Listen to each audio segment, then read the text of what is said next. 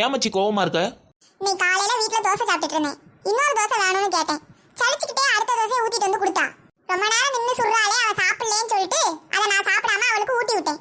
மூஞ்சிலே துப்பிட்டு எனக்குன்னு சொல்லியிருந்தா நான் நல்ல மாவுல ஊத்திருப்பேங்களேன்னு சொல்றா மச்சி. என்னடா சிரிக்கிற? மச்சி உனக்காவது ஏதோ ஒரு மாவுல தோசை வந்துச்சு, எனக்கெல்லாம் சூடான கரண்டினே வந்திருக்கும்.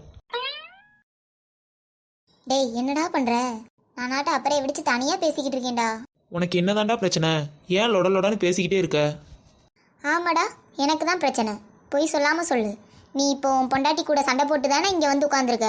ஆமாடா, கொஞ்ச நேரமாவது நிம்மதியா இருக்க விடேன். அங்க எப்ப பார்த்தாலும் அவ சண்டை போட்டே இருக்கா.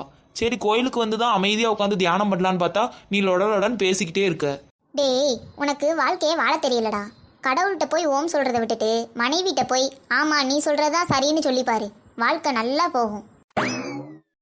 ஆனா உன்கிட்ட இருந்துலாம் இந்த மாதிரி தத்துவத்தை வாங்க வேண்டியிருக்கு பாரு. எல்லாம் என் நேரம்டா. இந்த காமெடி பிடிச்சிருந்துச்சுன்னா லைக் பண்ணி ஷேர் பண்ணி கமெண்ட் பண்ணி மறக்காம சப்ஸ்கிரைப் பண்ணிருங்க ஃப்ரெண்ட்ஸ்.